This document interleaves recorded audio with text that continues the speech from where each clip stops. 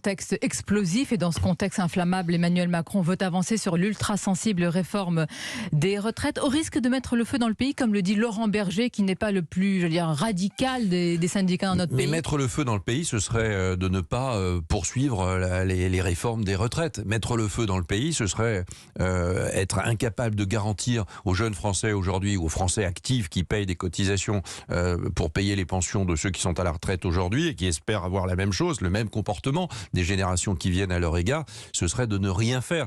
Ce qui serait explosif, c'est d'être irresponsable avec le système de retraite. Donc il faut bien le faire, il faut regarder les choses avec lucidité. Et au moins, c'est un sujet qu'on peut comprendre assez facilement. Mais jusqu'où va la lucidité ? C'est qu'à un moment donné, vous avez de moins en moins d'actifs, de plus en plus de pensionnés. Voilà, il faut réadapter notre système de retraite pour garantir cette chaîne de responsabilité. Est-ce que c'est 64 ans avec une accélération de la hausse de la durée de cotisation ou est-ce que c'est 65 ans ? Mais je pense que c'est plutôt 65 sans doute. C'est faisable, 65 mais vous savez ce qui compte, c'est à quel moment on atteint cet âge. J'ai bien 65 ans l'année prochaine, ça ne marche pas. Si vous dites 65 ans dans quelques années, dans 10 ans, si vous décalez de 4 mois par an l'âge de la retraite, bon, ça se fait en douceur.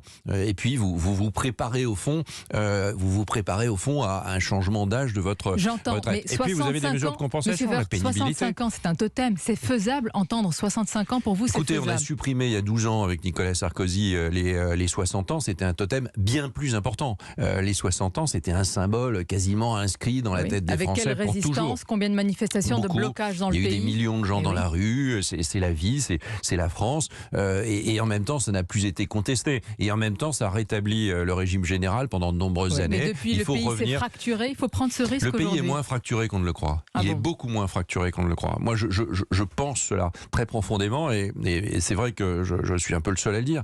Mais au moins, j'essaie de le dire. On partage ensemble beaucoup plus d'objectifs qu'on ne le croit. La protection de la planète, la lutte contre le réchauffement climatique. Bien sûr, vous parlez des grands objectifs. Là, nous sommes. Mais attendez, il y a 10 ans, vous n'aviez aucun grand objectif en commun. Aucun. Qui nécessite des contraintes, qui nécite des mesures, qui nécessite des transformations, des changements de vie. Mais sur tout la ça réforme des retraites, pas. le diagnostic n'est pas partagé. Mais on est d'accord, mais les Français sont d'accord. Ils sont d'accord pour qu'il y ait un système par répartition, par rapport à un système de capitalisation. Ils sont d'accord pour qu'il y ait une solidarité entre les générations. Et pour qu'il y ait une solidarité entre les générations, ça nécessite un certain nombre de contraintes. On n'est pas dans une vie idéale, on n'est pas dans un paradis rêvé, on est dans la vie réelle. Et dans la vie réelle, si on veut garantir la chaîne de solidarité qu'est la retraite par répartition, ça nécessite d'adapter les paramètres de cela. Et dans le paramètre, voilà, mais à vous entendre, et tous ceux qui pensent que l'âge ne pèse pas dans le domaine de la retraite, ils n'ont pas compris le système de retraite. Si c'est si naturel, Éric Woerth, il n'y aura pas besoin de 49.3 sur la réforme des retraites. Je pense qu'il n'y aura pas besoin de 49.3 sur la réforme des retraites. Vous en êtes si sûr ? Non, je suis sûr de rien. On est dans un monde d'incertitude. Je vous donne mon opinion. C'était juste le 7e. C'était le 7e 49.3 hier sur l'ensemble du projet de la sécurité sociale. Ça se dégaine vite.